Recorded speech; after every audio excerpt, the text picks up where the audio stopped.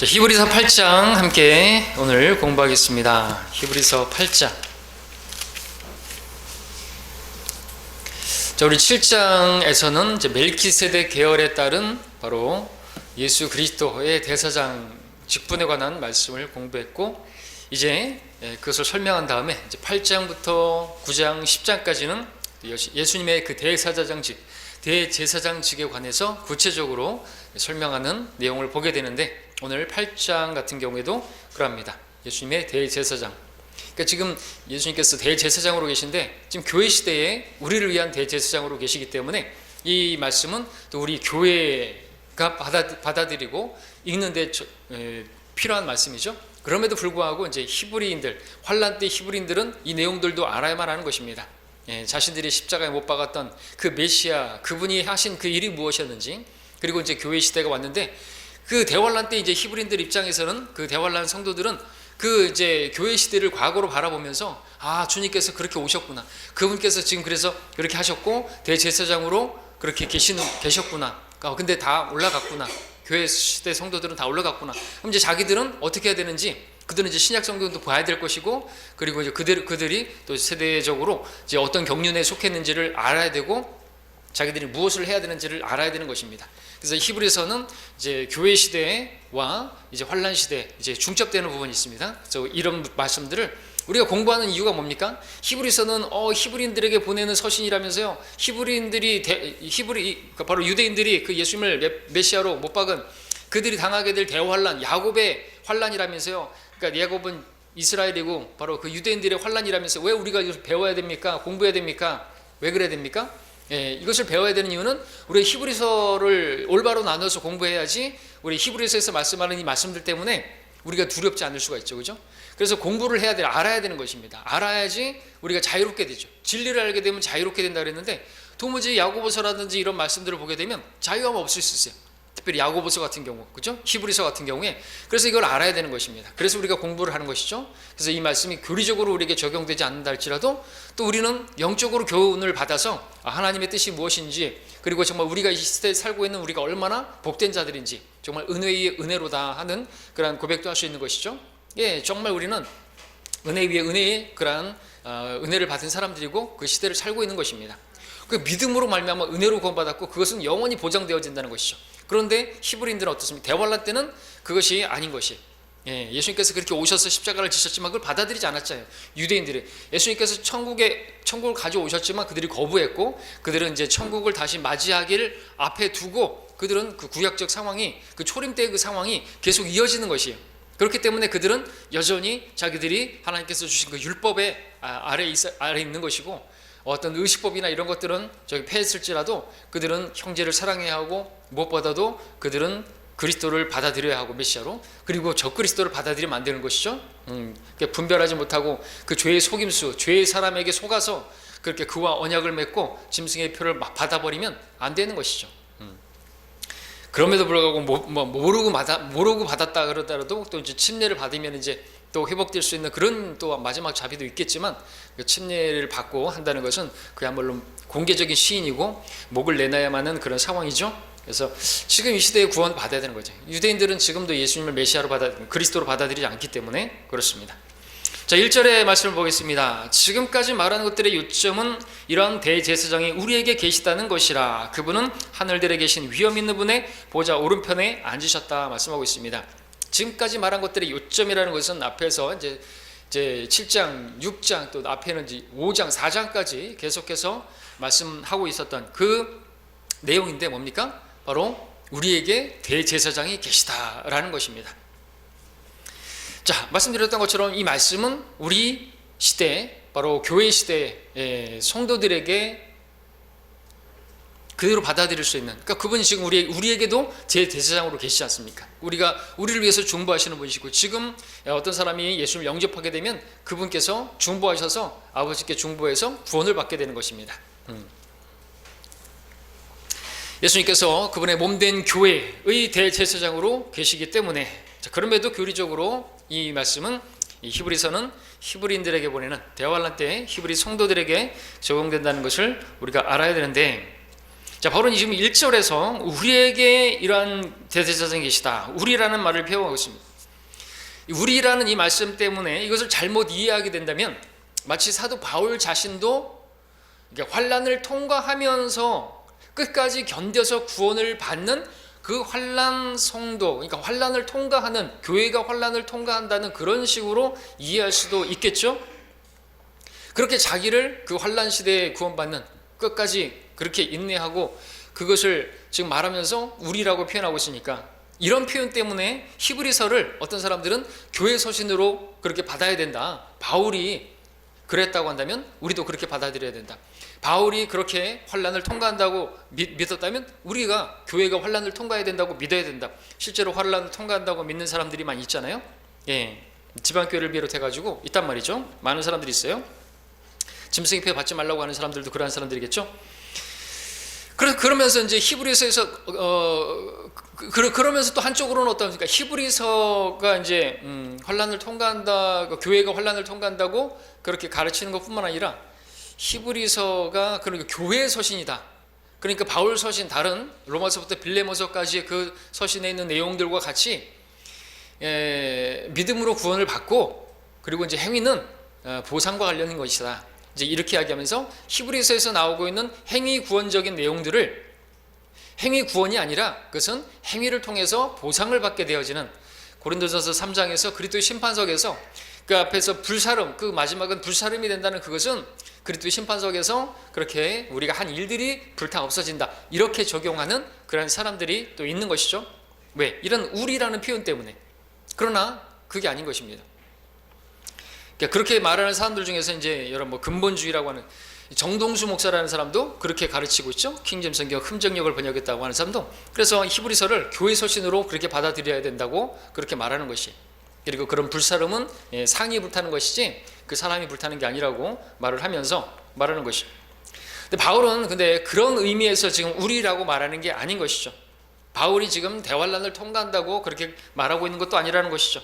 단지 마지막 때를 살아가는 바로 그 히브리인들에게 중요한 교리를 가르치기 위해서 우리라는 표현을 사용하고 있는 것입니다.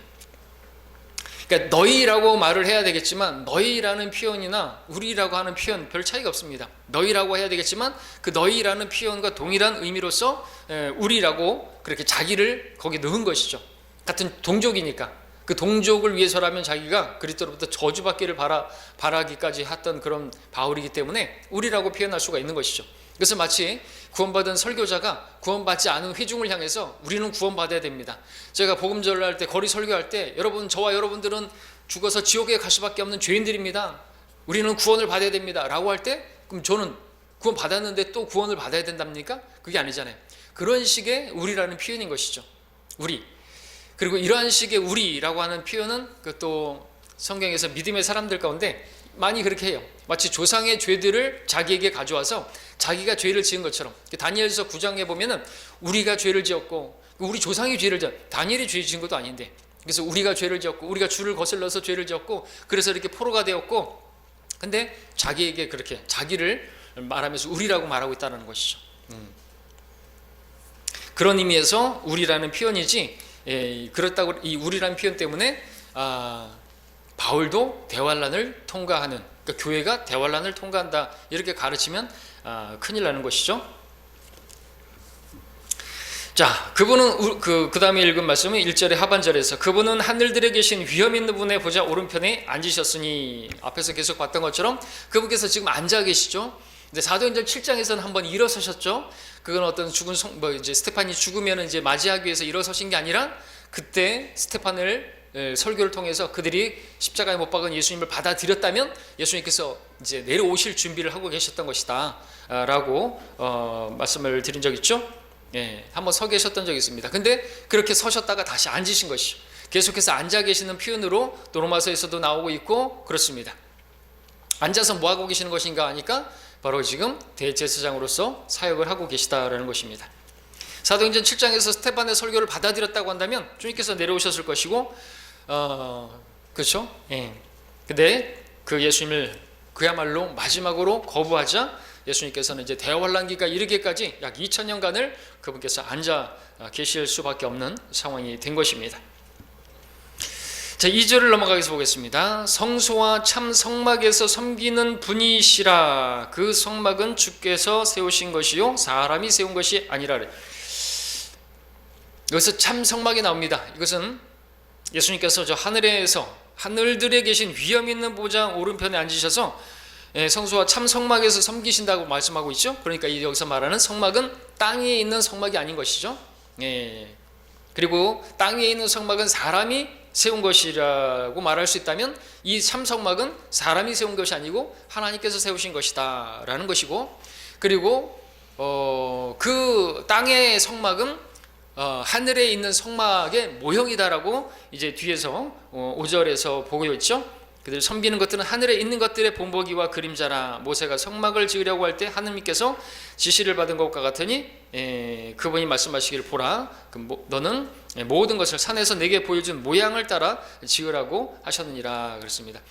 그래서 이제 이 성막의 모습이 하나님께서 보여주신 것을 모형으로 만든 것인데, 이 성막은 자체가 전 우주를 말하는 것이죠. 그래서 그 성막에 뜰이 있고 성소가 있고 지성소가 있는데, 이것을 이제 우주로 말하면 첫째 하늘, 둘째 하늘, 셋째 하늘에 주님께서 계신 보좌가 있잖아요. 하나님께서 거기 계시잖아요. 거기 그룹이 있고, 그것처럼 성막에도 그 지성소에 하나님께서 보이지 않지만 그 자비석에 계시고 덮는 그 그룹이 이렇게 있는데, 그 가운데 계시는데 보이지 않아요. 영이시니까. 그런 모양이 바로 하늘에서 보여주신, 그리고 이 하늘 자체, 9장에서는 그 하늘 자체, 예수님께서 이제 이 땅에서는 제사장이 아니었지만 제물이셨지만, 그리고 이제 제사장으로서 하늘 자체에 들어가셨다고 이제 9장에서 말씀을 하고 있습니다. 그래서 9장에서 이제 우리가 볼 때 이 성소에 대한, 이 성막에 대한 그 내용을 계속해서 나오고 있으니까 그때 공부하도록 하고요. 지금은 예수님께서 레위 제사장 계열에 따르지 않으심으로 땅에 있는 성막에서 섬기지 않고 지금 하늘에서 섬기고 계시다, 대제사장으로 계시다라는 그 부분만을 지금 이야기하고 있는 것이죠. 3절의 말씀을 보니까 모든 대제사장은 예물과 희생 제물을 드리기 위하여 세움을 받았나니 그러므로 이분 역시, 바로 예수님 역시 무엇인가를 드려야 할 필요가 있다고 기록하고 있습니다. 자, 이 말씀대로 레위 직분과는 다르지만 예수님께서도 대제사장이라고 한다면 무엇인가를 드려야 한다는 거죠. 왜냐하면 제사장이란 하나님과 백성 사이에 화해를 위하여 제물을 드리는 그 일을 하는 사람이니까. 그래서 예수님께서 대제사장이라고 한다면 그분께서도 레위 제사장들과 마찬가지로 제물을 드리는 일이 필요했다라는 거죠. 근데 주님께서 드린 그 제물은 그 레위 계열에 따른 제사장들이 드렸던 제물과는 차원이 다른 우월한 월등한 그런 제물이었다 말하는 거죠. 왜냐하면 예수님께서는 레위 제사장들이 드리는 그 제물을 통해서는, 그 제사를 통해서는 할 수 없었던 그 일을 하셨기 때문이다라는 거죠. 그 일이 뭡니까? 죄들을 제거하는 것이죠. 죄들을 제거하는 것. 율법에 따라 레위 제사장들이 드리는 그 제물을 통해서는 뭘 할 수 없었냐니까 그 죄들을 깨끗하게 할 수가 없는 것이에요. 죄들의 제거가 안 되는 것입니다. 그래서 이제 10장을 한번 가서 볼까요? 10장에 보시면은요,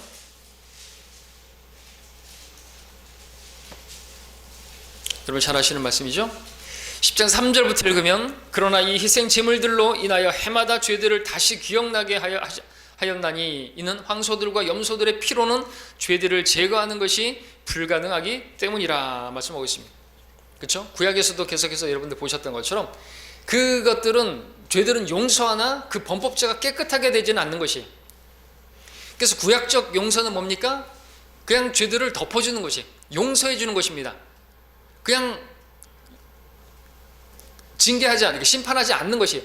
그 죄를 지었는데 그냥 용서하는 것이에요.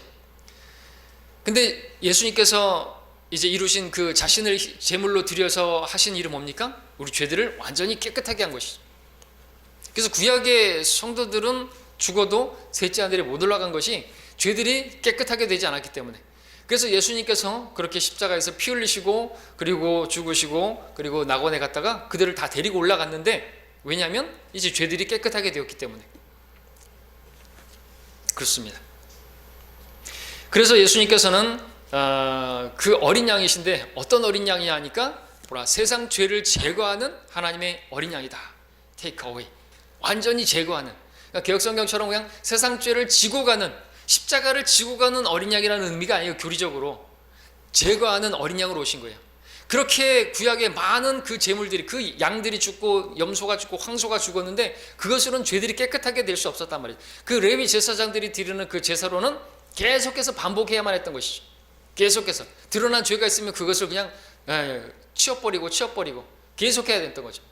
그래서 비유로 들면 뭡니까? 우리 잡초가 있어요. 잡초가 나니까 그걸 보이지 않게 잘라버리잖아요. 근데 어떻게 돼요? 뿌리가 있잖아요. 계속해서 나는 거죠.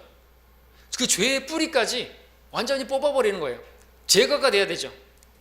바로 그 일을 하신 것이 우리 주님이라는 거죠. 우리 조금 전에 불렀던 찬양처럼 우리 그 죄의 뿌리까지 뽑아버리시고 정결케 하셨다라는 찬양을 우리가 부른 것이죠. 깨끗하게 된 것입니다. 구약에서 그 성도들은 말하자면 우리 부모님들을 또 예화로 들면 쉽죠. 아이가 흙탕물을 묻히고 왔어요. 아주 그냥 또 그랬어요. 혼내야 되는데 혼내지 않는 거예요.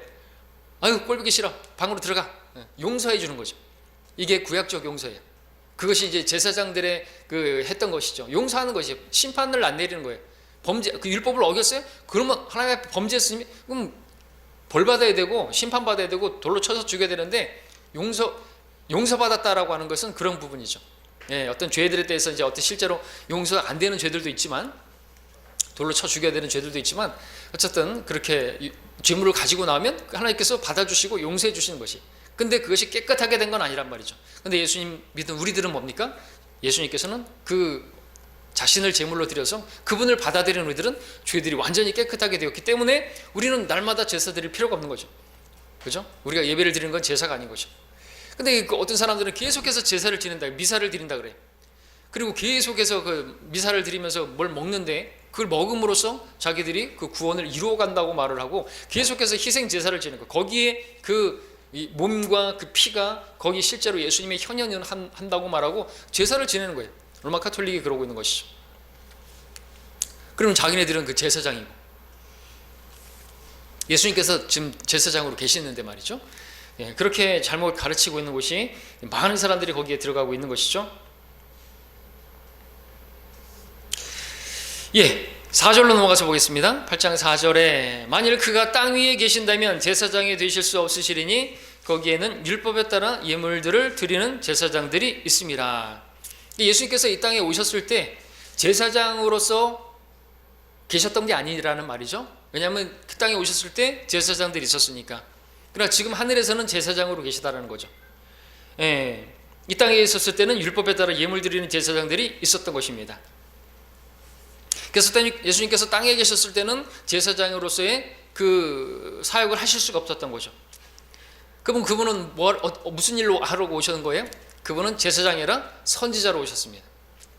마가복음 6장 4절에서 예수께서 그들에게 말씀하시기를 선지자가 자기 고향과 친척과 자기 집을 제외하고는 존경받을 곳이 없다 그러죠. 존경받지 않을 곳이 없다. 예수님께서는 선지자로 오셨던 것입니다. 제사장으로 계시지 않았다라는 것이죠. 땅에 계신다면 제사장이 되실 수 없으리니 그 말입니다. 자, 5절 6절 읽습니다. 그들이 섬기는 것은 하늘에 있는 것들의 본보기와 그림자라 모세가 성막을 지으려고 할 때에 하나님께서 지시받은 것과 같으니 그분이 말씀하시기를 보라 너는 모든 것을 산에서 내게 보여준 모양을 따라 지으라 하셨느니라. 그러나 이전에 그는 더 좋은 언약들 위에 제정된 더 좋은 언약의 중보자이신 만큼 더욱 훌륭한 직분을 얻으셨느니라 말씀하고 있습니다. 아까 말씀드렸던 것처럼 땅에서 그렇게 사역하는 제사장, 그 제사장들이 사역하던 그 성막, 그 모든 것들은 하늘의 모형인 것이, 하늘 성소의 지성소에 대한 그 모형이고 그러한 제사의 모형이었다 이거죠. 그림자였고, 그림자를 통해서는 사실 확실하게 이게 뭘 의미하는지는 모르잖아요, 그죠? 구약에서 그렇게 짐승을 바치고 하는 것에 그 양을 바치고 하는 그런 것들이 무엇인지를 사실 몰랐던 것이죠. 그런 것들은 그림자예요. 뭐에 대한 그림자입니까? 예수님께서 그렇게 우리 죄를 위해서 죽으실 것에 대한 그림자였던 거죠. 그들에게 그것은 완전히 계시가 안 된 것입니다. 그리고 그렇게 받아들였다고 한다면 예수님께서 그렇게 십자가에 죽으실 일도 필요 없었죠. 그리고 그 피로 우리가 신약을 성취하실 그런 일도 없으셨죠. 받아들였다고 한다면. 그래서 구약에서는 교회가 드러나게 계시가 되지 않는 것입니다. 감추어졌던 그러한 계시죠. 예. 그래서 그렇게 감춰져 있었습니다. 그래 그림자예요. 뚜렷하게 보이지 않습니다. 그러나 예수님께서 오심으로 말미암아 그 실체가 드러났죠. 그럼 예수님의 그 하신 일은 구약에서 그렇게 그 제사장들이 했던 그 일들에 대한 종결인 것입니다. 끝나버린 거죠. 지금은 그러니까 그렇게 제사를 지낼 필요가 없단 말이죠. 하나님께서 휘장을 찢으셨잖아요. 그 이루어진 부분들에 대해서는 율법이 폐해졌다고 지난 시간에 봤던 것이죠. 자, 이제 5절 6절의 말씀, 출애굽기 25장 40절에서 그 말씀을 인용하고 있는 것인데, 주님께서 사역하시는 곳은 땅에 있는 성막의 원형, 실체, 바로 그곳이라는 거죠. 그로써 이것이 주께서 우월하신 대제사장이심을 보여주시는 것입니다. 이것을 6절에서는 더 좋은 언약들과 더 좋은 언약의 중보자와 더욱 훌륭한 직분이라고 하는 이 세 가지로 지금 보여주고 있죠. 더 히브리서가 더 좋은, 바로 예수 그리스도의 우월하심을 보여주는 책이라고 했는데 이 세 번에 걸쳐서 이렇게 말씀하고 있습니다. 그래서 더 좋은 약속들이라는 것은 예수를 믿으면 완전하게 구원을 받는 영원한 생명을 얻게 되어지는 그런 것을 말하는 것이죠. 더 좋은 것이다 이것입니다. 구약에서는 밝혀지지 않았던, 그리고 예수님께서 이 약속들을 이루시기 위해서 더 좋은 언약의 중보자가 되셔야 했다라는 거죠. 더 좋은 약속들을 주시기 위해서 중보자가, 더 좋은 언약의 중보자, 예수님 외에는 다른 중보자가 그래서 지금 없는 것입니다. 마리아가 될 수가 없고요. 또 어떤 다른 제사장 직분보다 더욱 훌륭한 직분을 지금 설명하고 있습니다. 때문에 이 직분이 얼마나 훌륭하냐, 단 한 번 희생물을 드림으로써 더 이상 희생 제물을 드릴 필요가 없기 때문에 그렇죠.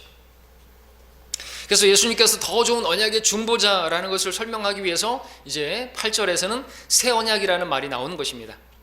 7절에서 먼저 읽으면, 만일 그 첫 번째 언약이 바로 구약이죠. 그렇게 제사를 드리고 그렇게 짐승을 지어야 했던 그것이 언약이 흠이 없었다라고 한다면 두 번째 것이 요구될 여지가 없었으리라 라고 말하고 있습니다. 자, 여기 7절에서 첫 번째 언약과 대조되는 것으로 이제 8절에 새 언약이 나옵니다. 근데 여기서 우리가 유의해야 될 것은 이 새 언약이 말은 같은 것 같은데 신약과는 다른 것이에요.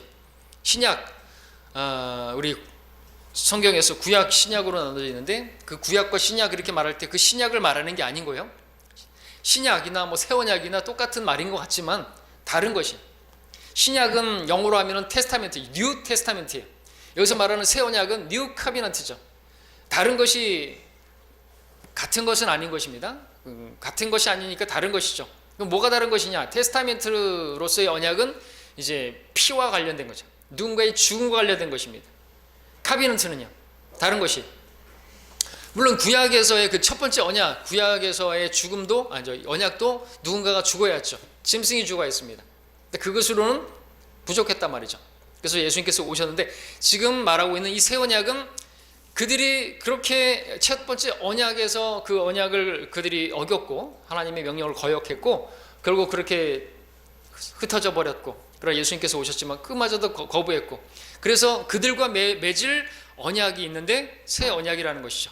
그것은 신약과 다른 것이에요. 이제 뒤에서 보겠습니다만, 그래서 우리 그 9장 17절을 일단 보면요, 이 테스타멘트와 그 카비넌트는 다른데, 테스타멘트는 유언은 누군가가 죽어야지 효력을 발휘한다는 거죠. 9장 17절을 보시면 16절부터, 유언이 있는 곳에는 유언한 자의 죽음도 필요코 따라와야 하리니 유언은 사람이 죽은 후에야 효력이 있으며 유언한 자가 살아있는 동안에는 전혀 효력이 없느니라. 그러므로 첫 언약도 구약이죠. 피 없이 드려진 것이 아니니라. 그러면서 쭉 그 송아지, 염소 이렇게 이야기 나오고 있습니다. 그래서 이러한 의미에서 첫 번째 언약, 구약은 그 피가 드려졌어요. 이것은 테스타멘트라는 거죠. 올드 테스타멘트, 뉴 테스타멘트. 예수님의 핏부림, 그분의 죽으심, 그분이 죽으셨기 때문에 언약이, 그 신약이 발효가 되었고, 그래서 마태복음 27장 50절에서 그분이 숨을 거두셨을 때부터 이제 신약이 발효되는 거죠. 그래서 그 강도도 오늘 네가 나와 함께 낙원에 있으리라. 예수님께서 먼저 숨을 거두시고 그렇기 때문에 그도 신약적인 구원으로서 첫 번째 그런 선두주자로서 구원을 받게 된 것이죠. 근데 여기서 말하는 이제 보게 되는 이 새 언약은 그 신약을 말하는 게 아니다라는 거죠. 이 신약이라고 하는 뉴 테스타멘트, 예수의 피로 우리가 단번에 구원받게 되어지는 이 시기는 구약에 감춰져 있습니다. 자, 구약이 계속 오다가 예수님께서 이제 그렇게 이스라엘에게 약속하셨던 그 왕국 가지고 오셨는데 그 왕국이 천국이 가까이 왔느니라 받아들이지 않으면서 신약이 온 거예요. 그죠? 지금 이거는 그냥 갑자기 끼어든 거예요. 물론 하나님께서 계획하신 것이고 다 미리 아시기 때문에 영원한 목적 가운데 있었지만 그들이 거부하게 되고, 그래서 이제 교회는 들림 받게 되어지고 환란이 임하게 되고, 환란 성도들은 이제 뭘 해야 되는 거예요? 다시 그 왕국을 바라보고 이제 예수님에 대해서 다 알게 되고, 아, 그러한 교회 시대가 있었구나. 자기들의 조상이 그렇게 십자가에 못 박았고 그렇게 해서 교회가 생겨났는데 그때 예수님을 받아들였어야 되는데 우리가 남게 되었구나. 그러면서 이제 그들은 뭘 해야 됩니까? 그 구약적 상황에서 계속해서 그들은 율법과 이제 행위를 지켜야 되는 거죠. 예수님 대한 믿음도 가져야 되는 거 당연하고, 그 다음에 그들은 계속해서 끝까지 그들이 그 율법의 도덕적 행위, 도덕법을 지켜야 되는 거죠. 형제를 사랑해야 되는 것이고, 자기들만 먹고 살겠다고 그렇게 하면 안 되는 것이죠. 부자들은 그때 저주를 받는 것이, 형제 사랑이 진짜 그야말로 구원을 이루는 그런 것이, 우리에게도 형제 사랑을 말씀하셨고 세 계명이지만 그것을 지키지 않았다고 해서 우리 구원을 잃어버리진 않잖아요.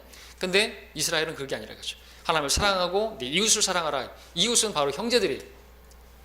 그리고 이제 대환란 때 이방인들은 그 형제들은 아니지만 이스라엘을 축복해야 되는 거죠. 왜? 아브라함의 언약 가운데 너를 축복하는 자는 축복을 받고 저주하는 자는 저주를 받는다. 이거는 환란 때 계속까지 하는 거예요. 그죠? 왕국 때까지. 그래서 그들은 그렇게 해야 되는 거죠. 이방인들은 그 유대인들을 도와야죠. 유대인들은 형제들을 도와야 되는 것이고, 바로 자기 동족들을 도와야 되는 거죠. 그런 의미에서 바울도 아까 우리에게 대제사장이다. 그런데 우리라는 표현을 쓴 게 그러한 동족 의식을 가지고 쓴 것이죠. 자기를 거기에 포함시켜서. 자, 많은 학자들이 이렇게 그 언약이 이렇게 나오는데 이거를 다 그냥 테스타멘트로만 이해를 하고 구약과 신약으로만 이해를 하니까 언약 신학자들을 그렇게 이제 이야기하죠. 구약 성도들은 예수님을 바라보고 구원받고, 예수님께서 오실 예수님을 바라보고 구원받고, 신약 성도들은 오신 예수님을 바라보고, 그럴듯한 그런 말이지만 그게 아니죠. 언약이라는 것이 그렇게 테스타멘트로서 구약과 신약만 있는 게 아니라 성경을 보니까 크게 7가지 언약이 있는 것을 보게 됩니다. 에덴에서부터 천년 왕국에 이르기까지 7개의 언약이 있는데 그 7개의 언약에 대해서 이 시간에 다 자세하게 설명을 하지 않지만 그냥 우리 주석서에 있는 내용을 간단하게 읽으면 그렇죠. 첫 번째 언약이 있습니다. 카비나트의 언약인데 이 첫 번째는 에덴의 언약이라고 하죠. 창세기 1장 28절 30절 2장 15절 17절에서 인간이 타락하기 전에 하나님께서 에덴에서 아담에게 말씀하신 것이죠. 땅을 정복하고 땅을 다스리고 땅을 다시 채우고, 왕권 위임상입니다. 땅을 다시 채우라고 했었다는 것은 이제 그 앞에 그 반역이 있었고, 그래서 하나님께서 전체를 물로 채우는 심판이 있었고 그것을 보여주는 것이죠. 그런 왕권 위임상, 첫 번째 에덴의 언약이었고, 두 번째는 아담의 언약인데 창세기 3장 14절에서 범죄한 아담과 이브에게 주님께서 말씀하신 것이죠. 땅은 저주를 받고 그런 것뿐만 아니라 이제 이브에게 이제 여인의 씨를 말씀하시면서 예수님께서 사탄을 짓밟으실 것이다. 아담에 대한 땅의 통치권이 이제 없어졌다는 것을 보여주면서 여인의 씨만이 찬탈자 그 사탄을 물리치고 왕국을 회복하시는 바로 그 왕으로 오실 것이다라는 것이 선포가 되죠. 세 번째 언약은 노아의 언약, 창세기 8장 20절 9장 17절에서 아담과 맺으셨던 그 에덴의 언약, 타락하기 전에 맺었던 언약, 에덴의 언약과 같은 것이죠. 땅을 다시 채우라는 거죠. 왜요? 이제 노아의 심판이 있었잖아요, 그죠? 노아의 심판으로 물 심판이 있었던 것이에요. 그래서 노아에게 말씀하신 거예요. 땅을 다시 채우라고. 근데 에덴에서도 주님께서 그들이 심판받기 전에 아담에게도 똑같이 말씀하셨다 그랬죠? 땅을 다시 채우라. 근데 정동수 목사는 그거는 리플레니쉬는 플레니쉬와 똑같은 의미다. 그러니까 그 전에 뭐 심판 같은 건 없었다 이렇게 말하면서 창세기 1장 1절과 2절 사이에서 땅은 형체가 없고 공허하고 그런 거 다 무시해 버리는 거예요. 그러면서 킹제임스 성경을 믿는다고 하는 사람이죠. 갭이 있었어요. 그게 얼마나 되는지 모르겠지만, 그래서 이 지구가 얼마나 되는지는 몰라요, 나이가. 예. 근데 이걸 6,000년이라고 하니까 이제 지질학자나 이런 사람들이 웃는 것이고 성경을 비웃는 것이고 그런 것이죠. 예.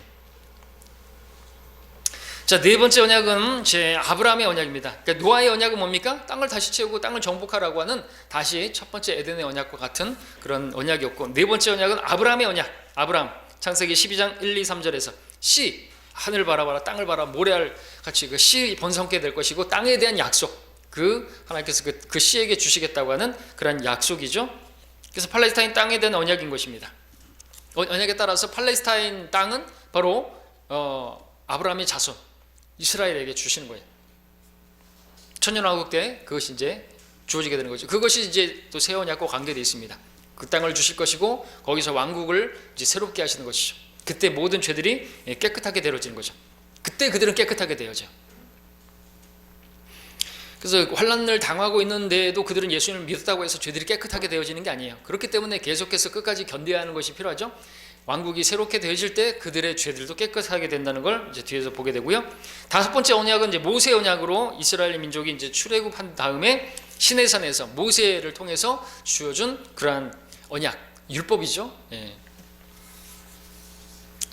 여러 가지 규례들 이스라엘과 맺은 것입니다. 안식일을 지키는 것이라든지 그런 것들 이방인이나 또 신약 교회와는 전혀 관계가 없는 것입니다. 하나님께서 이 땅의 그 모든 인류 전체를 다루시는 것이 아니라 이스라엘을 이제 한 민족을 택하셔서 그 민족을 통해서 이제 하나님의 역사를 이루어 가시는 신정 통치 국가를 세워서 이 모든 이방 민족의 우두머리로 이제 이스라엘을 세우시는 그러한 상황이었죠.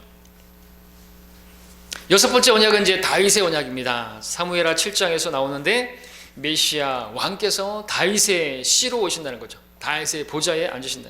하나님께서 다윗과 영원한 언약을 세워서 그 왕국과 그 보좌가 영원히 세워질 것이다. 바로 예수님께서 다윗의 씨로 다윗의 보좌에 앉으실 바로 그 왕국에 대한 또 약속인 것이죠.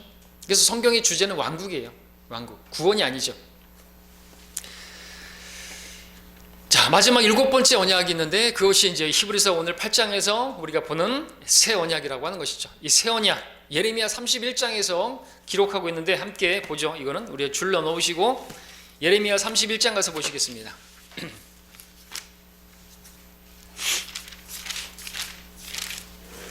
31장 31절 3.1부터 34절까지 보시면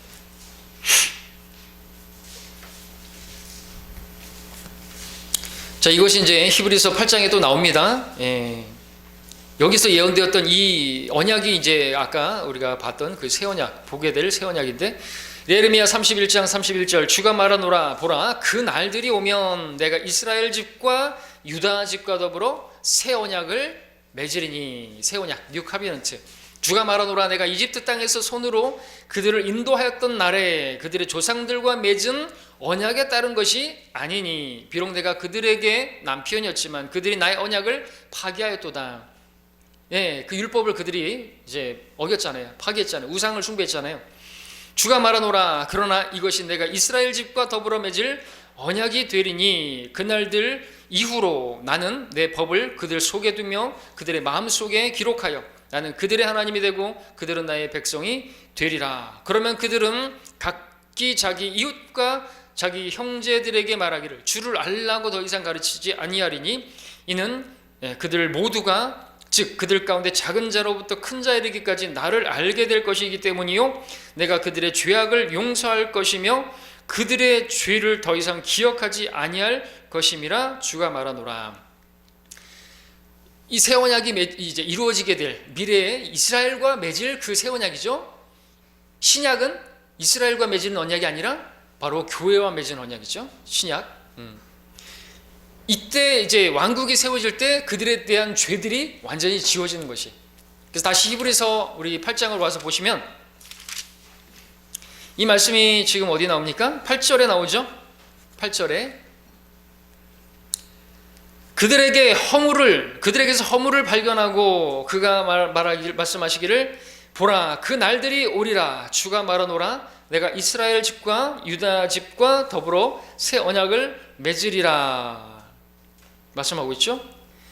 아까 예레미야에서 봤던 말씀입니다. 그 새 언약을 말하는 거예요.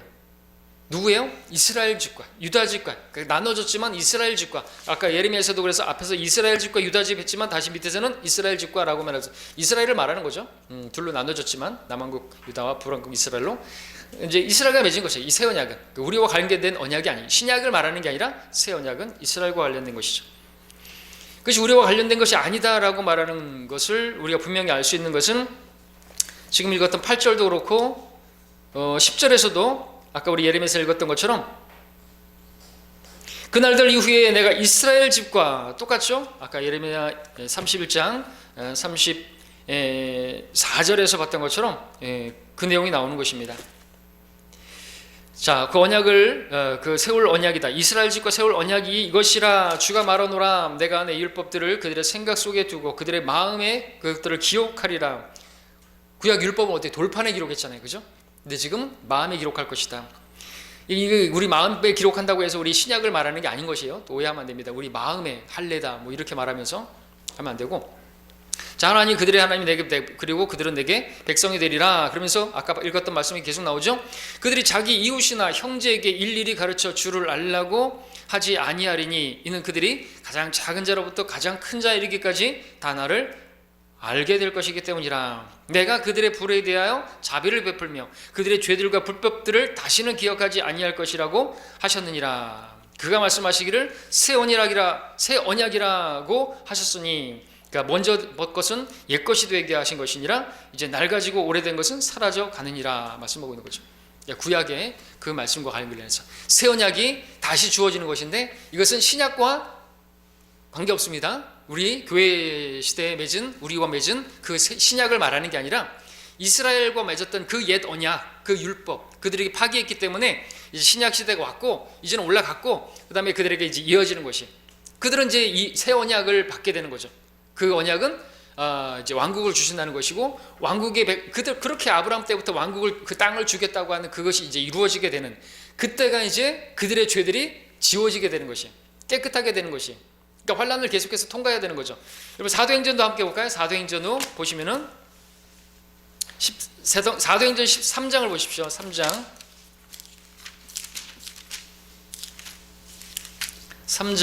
19절 20절 보겠습니다.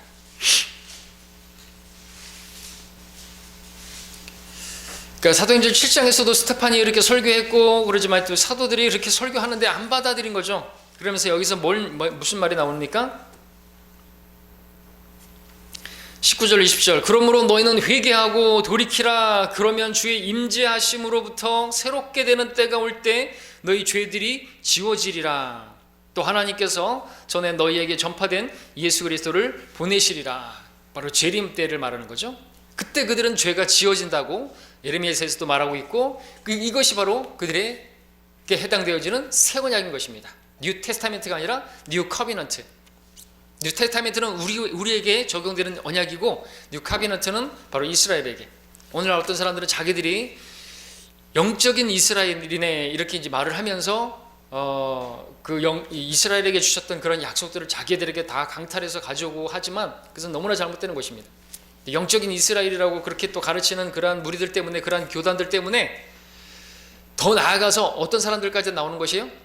영적인 이스라엘 이라는 표현 때문에 나중에는 그들에게 주셨던 모든 것들을 다 가져오고 강탈하고 거기다가 뭐 그 이스라엘에 12지파가 있으니까 12지파까지 가져와 가지고 써먹는 게 신천지 이만이잖아요. 그래서 우리나라 12각 조각 내가지고 또 신약의 사도들을 12명으로 해가지고 베드로는 광주지파라고 그러면서 하는데 그야말로 코미디고 말도 안 되는 것이고, 그것은 이 한국 교계가 잘못 가르쳤기 때문에 그렇습니다. 무천년주의 그런 신학 때문에 그런 것이죠. 로마 카톨릭에 또 가져온 것이기 때문에 그런 것이죠. 그럼 분명히 여기서 우리가 봤던 것처럼 이 말씀들은 새 언약은 유다와 이스라엘과 바로 이스라엘과 맺은 이스라엘 집과 맺은 언약인 거예요. 그리고 그들의 죄들이 지워지게 된 때는 바로 왕국이 세워지는 그때라는 거죠. 새롭게 되어지는 때, 그때까지는 받아들여야 된다는 거죠.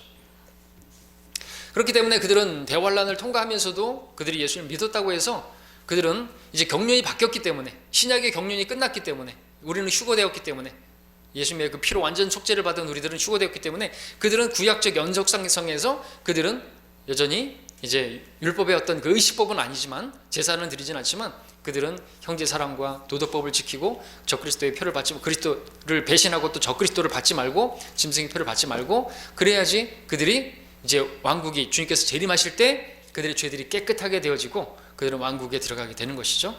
우리는 거기 해당하는 게 아니고 우리는 왕으로서 통치하게 되는 것이고 그렇습니다. 그렇기 때문에 또 분명한 것은 11절을 보더라도 아까 읽었던 것처럼 그 왕국 때는요, 이제 새롭게 되는 때는요, 주님께서 재림하시는, 아까 우리 사도행전서 읽었던 것처럼 주의 임재하심, 주님께서 임재하시는 거예요. 땅에 임재하시는 거 왔습니다. 그렇기 때문에 누구도 주를 알라고 그때 뭐 복음을 전파하고 예수님을 전하고 그럴 수 없는 것이죠. 그렇기 때문에 지금 이 말씀을 여기에 적용할 수 없는 것입니다. 이 말씀을 지금 여기에 적용하면, 교회 시대에 적용하게 되면 우리가 예수님을 전하면 안 되죠. 근데 이때는 예수님을 전하면 안 되는 것. 하나님을 알라고 막 얘기할 필요가 없어요. 왜? 그분이 계시는데. 그리고 그 마음에 이미 그들에게 율법을 주셨기 때문에, 하나님의 뜻이 무엇인지 다 주셨기 때문에, 돌판이 아니라 마음에 기록하셨기 때문에 누구도 가르칠 필요가 없게 되고 다 알게 되는 것이죠. 자, 그러한 내용들인 것이죠.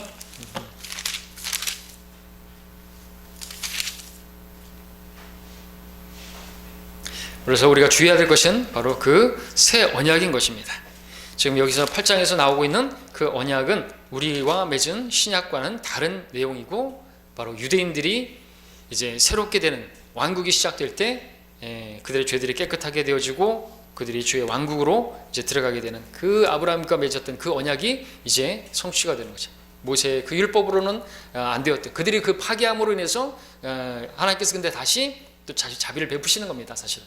아니, 그 자기들의 왕까지도 죽이고 그랬지만, 그죠?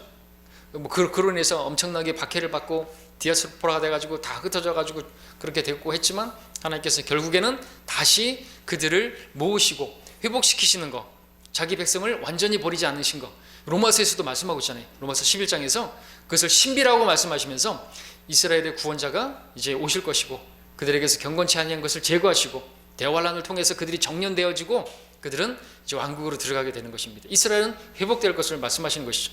그래서 예수님께서 이스라엘을 하나님께서 완전히 버리셨다, 그리고 우리가 영적인 이스라엘이다, 이렇게 가르치게 되면 이제 결국에는 신천지까지 나오는 것입니다.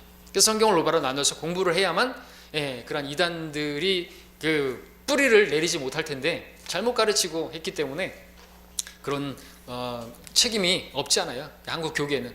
그래서 많은 교인들을 이 신천지에 뺏기고 그래도 자기들이 심은 대로 거두게 되는 것이죠. 거기서 나온 것이, 그 사람들도 거기서 나온 것이. 신천지 이만희도 그렇고 그 전에 뭐 여러 사람들이 잘못 가르침을 받은 그대로 씨가 나온 것이죠. 여기까지 공부하고요.